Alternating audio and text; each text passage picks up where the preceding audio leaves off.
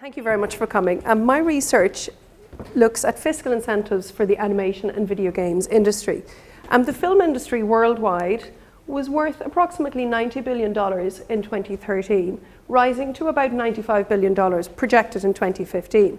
Now, the video games industry was worth more than that, worth approximately $98 billion in 2013, and rising to around $110 billion projected income in 2015. Now, for those that don't play video games, it might come as a surprise to know that the games industry is not only worth more than the film industry, but it is also increasing more rapidly. Now, culture is not just of economic benefit to a country, it also represents a people and helps form a national identity. Therefore, governments worldwide promote a national culture. Ireland is a leader in this area. It had one of the first schemes for tax relief for films, including animation, in 1984. The tax scheme has very recently been modified and now offers a generous, incredibly generous tax rebate of 32%. Now, to qualify for this 32%, a film, including animation, the project has to pass a cultural test. Excellent, we think. This must mean that the project is good for the culture of the nation. Well, I'm going to quote for the legislation because it's slightly different. The test is really to ensure that the credit doesn't fall foul of European competition law, which prevents member states from unfairly favouring their own industry. Now, the project must pass 3 of these 8 conditions, and here's a selection of the conditions of the test.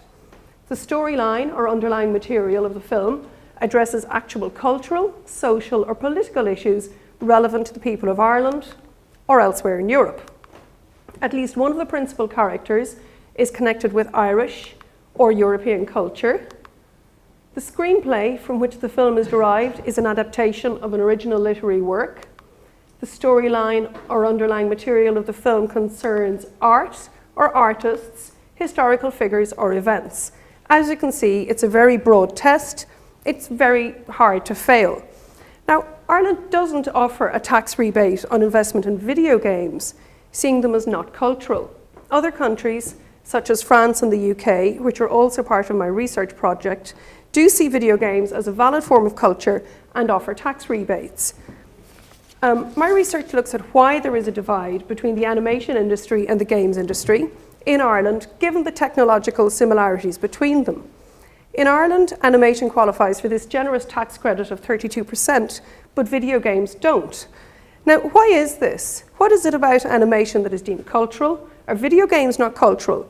Now, to open up this discussion, here I'm going to show a screen grab of a game called Monument Valley, which manages to be visually beautiful, engaging, and clever all at the same time. And I'm next going to show you a screen grab of another game that is notable because it was the first game to qualify for the Cultural Video Games Tax Relief in Britain. It was the only game to qualify in 2014, the first year of the credit. Here is Space Pants. Now, it might not surprise if I tell you it was made by a 12-year-old boy in his bedroom. But this is deemed cultural in Britain and qualified for a 25% tax credit. So we can see a theme to the legislation of an economic basis for decision-making on cultural matters. Now, my research looks to the heart of this legislation. The legislation and all the discourse around it, particularly in Ireland and the UK, conflates investment in jobs and the economy with investment in culture. The new legislation for tax relief in Ireland directly and obviously encourages more big budget inward investment in Ireland, benefiting large productions who come here to take advantage of generous tax reliefs.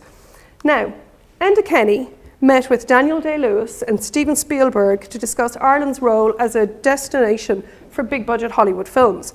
I think Enda is pretty impressed to be meeting President Lincoln and the director of ET to discuss Ireland's film tax credit. Who wouldn't be generous with a country's tax breaks in these circumstances? So my research looks at the policy behind the tax policy, asking why the state has introduced laws that work in this manner. I ask, where is the culture in all this? So my research isn't just looking at why games don't get this generous cultural credit and why animation does. It is also looking to the heart of what format the tax incentives actually take. This is an industrial policy masquerading as a cultural policy and therefore deserves attention. Thank you for listening.